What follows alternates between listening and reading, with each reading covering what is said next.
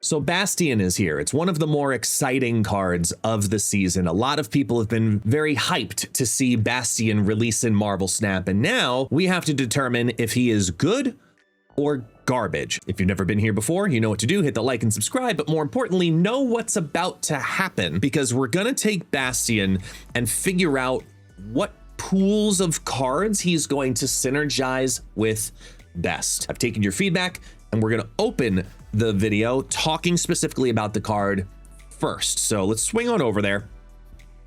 Bastion is a 4/3 on reveal. Add copies of your other cards here to your hand. Set their costs to 2 and their power to 3. So he's sentinelizing, I guess is the word, sentinelizing the cards that already exist there. So the point of his value is to take cards ideally that are of same cost or same power and be able to benefit from them. So for example, taking a 3/3 and getting a copy of it back now as a 2/3, that's a good thing. Or taking a 1/0 even can be a 2/3 and typically have a very high upside also. So finding a lot of those cards that want a further mechanic is a part of the challenge with deck building with Bastion, because there are going to be some obvious synergies right off the bat, which is kind of how we'll open it. But as we move into some of the less obvious synergies, that's where you need to decide if Bastion is worth your collector's tokens. So I'm going to open up with what everybody is really most excited for playing with Bastion, which is Cerebro 3. So I've taken the Cerebro 3 deck that did great with Omega Sentinel from the Good or Garbage on their video, and I modified it specifically to Bastion, but there are a couple of things I need to shout out here. Okay, first and foremost is Makari. Makari with Bastion is absolutely fantastic because it's a free drop. ×2, you play Bastion into the lane where Makari lands.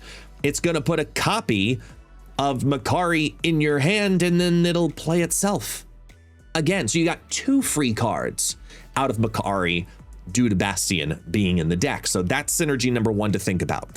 Synergy number 2 is the value of what Bastion brings to the meta the moment it goes live, which is exactly what its effect is going to do. Create copies in your hand. Now, the last deck that I created featured Cobra and Gorgon. You know how nice it is to make your opponent's copies cost more, yet alone have it cost 2 more?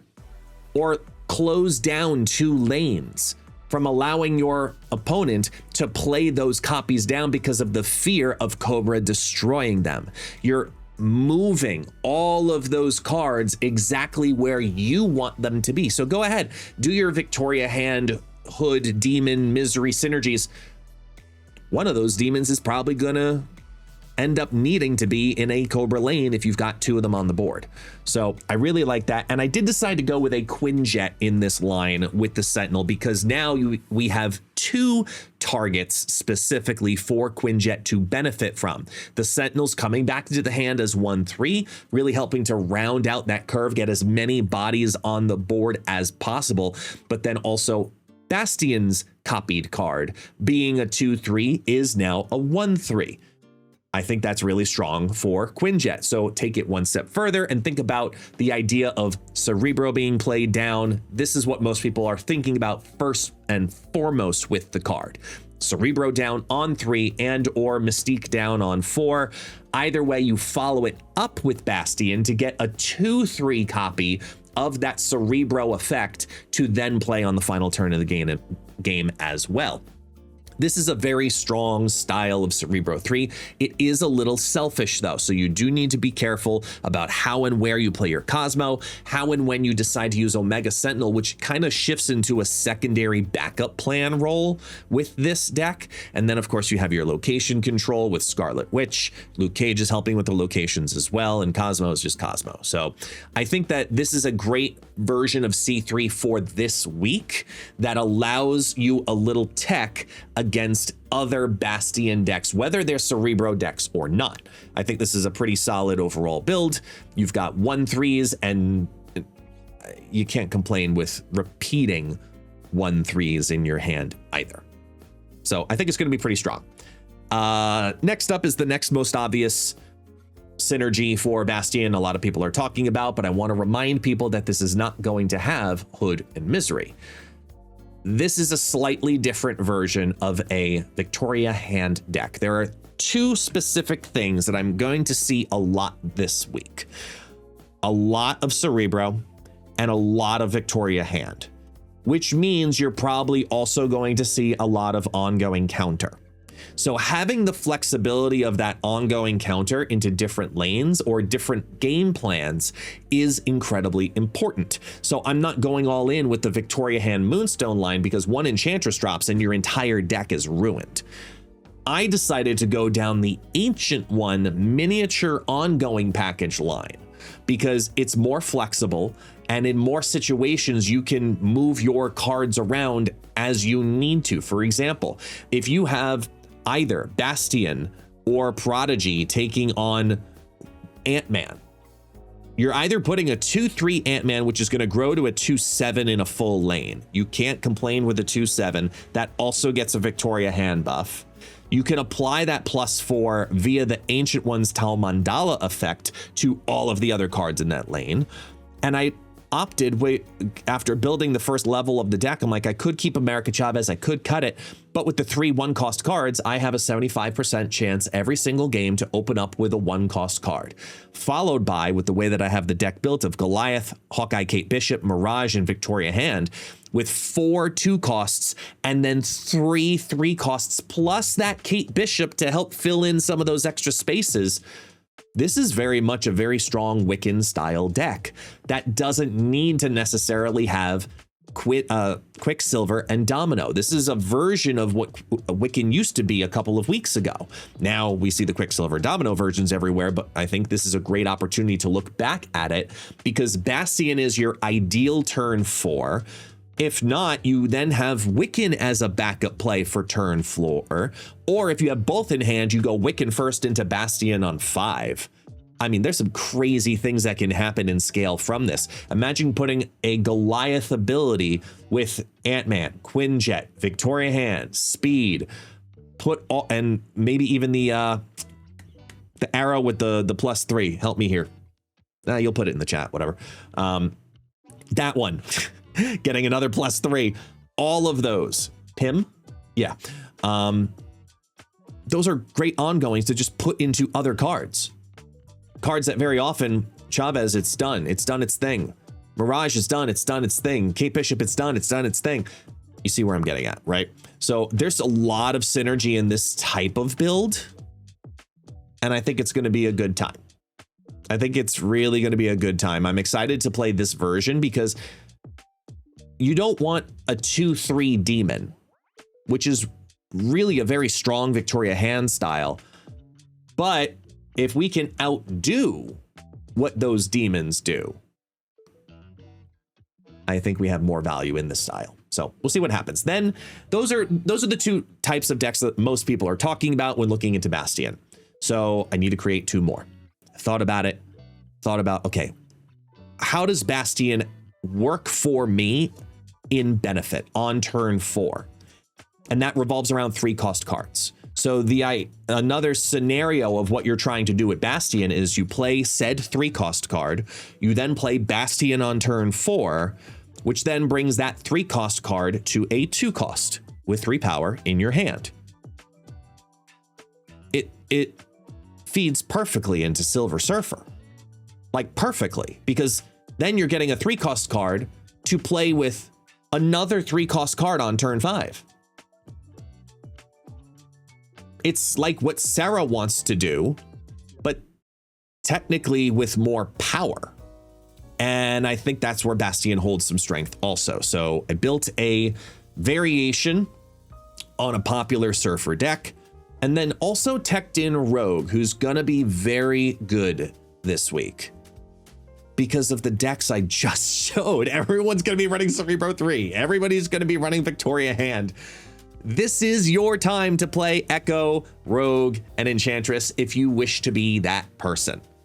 And I honestly think you should, which is why the last deck didn't run Moonstone. See how I'm like thinking of the meta inside the meta at the meta all at the same. I'm trying. I don't know if it's going to work, but that's the whole point of the series. So playing into those lines, you have your Silver Surfer and Gwenpool line. I also like the idea of worst case scenario also getting a 2/3 Silver Surfer first steps. Oh, sorry, back into your hand and then just loading a bunch of them all in one lane and just like skyrocket. That could be really fun. Also, the Brood is a very fun one too, because you're getting two cost 3 power Broods. Okay. Brood in there. Throw the Bastion down as well in the same lane. Now you've got 3 Broods at 2/3 that you can drop down. But more importantly, you have the original Brood at 2/3 to put down as you need. So you're filling a lot of the curve organically of what this deck wants to do. So you can go down its normal game plan of play, you know, Captain Carter or Silver Surfer first steps into Gwenpool into make things happen. But now with Bastion, you're actually trying to set yourself up to want Bastion on turn 4 almost every time over Gwenpool. So you have 2 options at any given point for your turn 4 line, but you should know before the end of turn 2 which line you're setting up for. That's the Surfer build I'm going to try. And then lastly, I went down the path of discard with this one.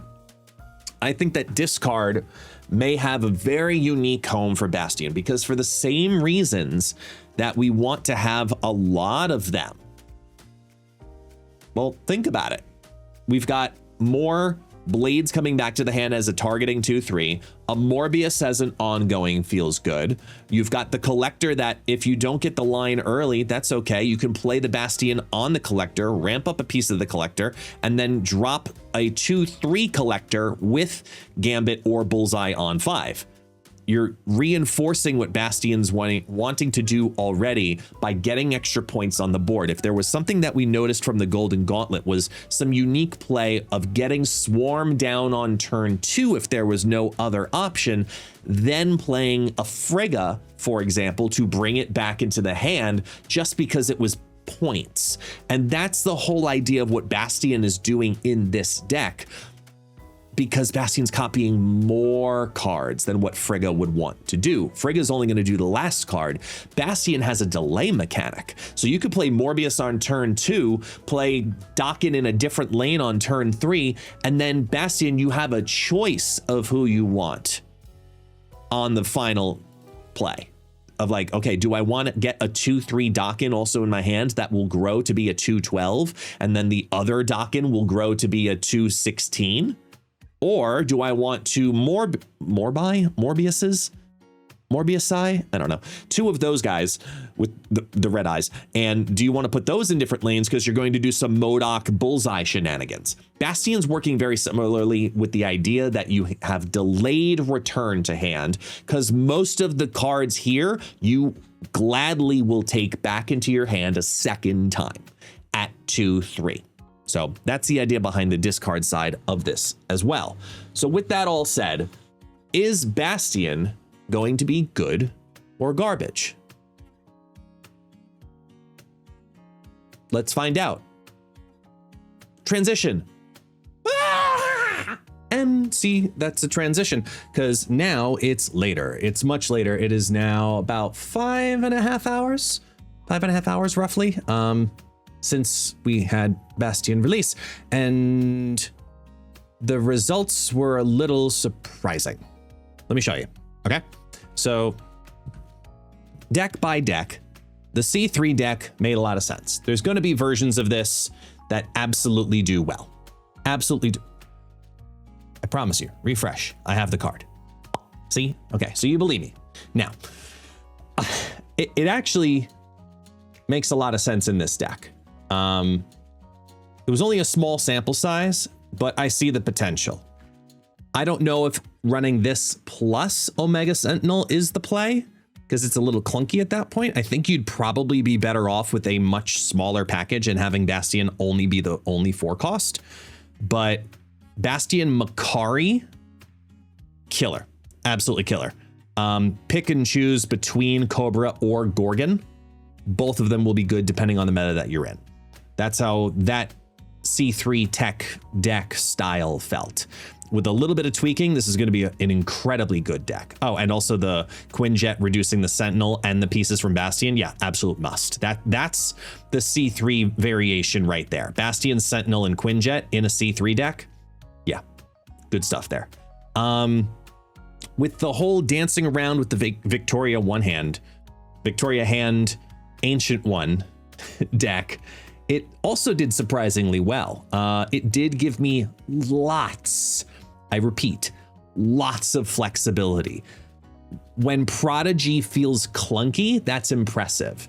When America Chavez almost feels clunky, that's impressive. Because the deck wants to do so much. I may lean into it even further with maybe taking out America Chavez or Prodigy for Iron Patriot.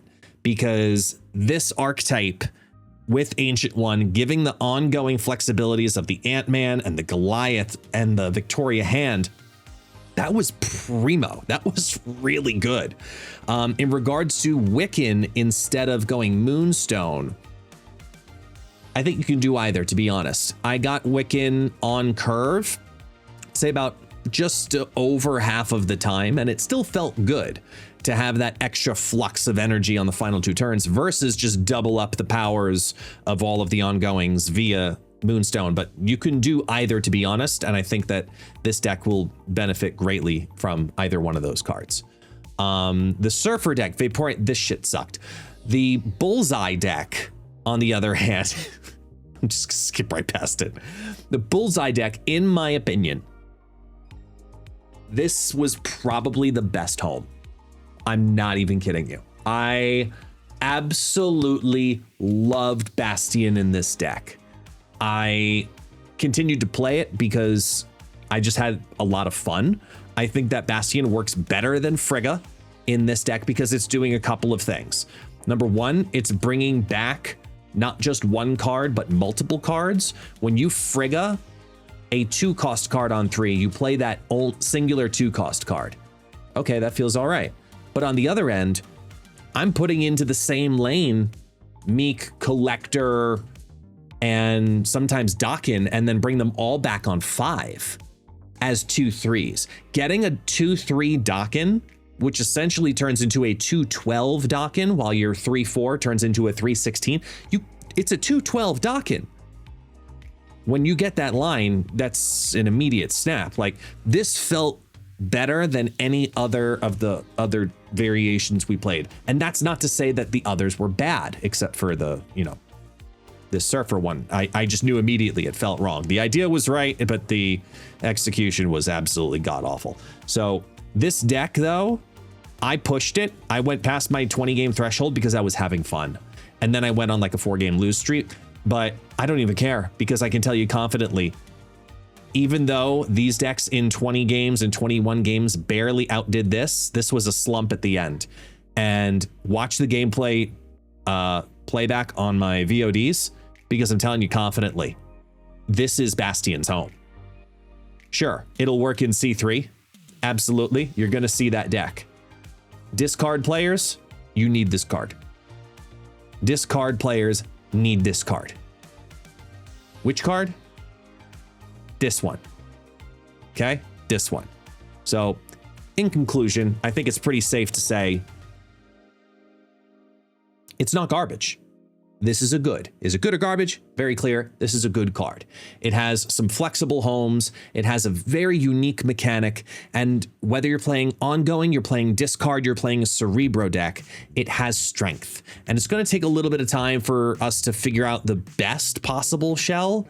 But whenever there are small ball cards that take benefit to that, even I saw someone playing a Jubilee against me with it and get that back in their hand. That was a great play. This is a very strong card. I think we are going to be ever finding ways to use this card. It's a flexible, not bounce, but not, I mean, in a way it's kind of bounce though, because you're getting the original cards, but you're getting different stats on them. So like, it's really good. I'll say very confidently, I enjoyed playing with Bastion more than I enjoyed playing with Vivision, than Awesome Andy. almost, keyword almost more, if not equal to Omega Sentinel. Like, this is a very fun, really creative card, and it's going to be a great card for your collection. It is a good rating. Do you agree? Have you tried out the card? What archetypes would you like me to experiment with on live streams to see what else Bastion can do? Let me know down in the comments below. I greatly appreciate all the support as always. And for those who do not know, my name is Guest, also known as ItsGuestGaming. See you next time.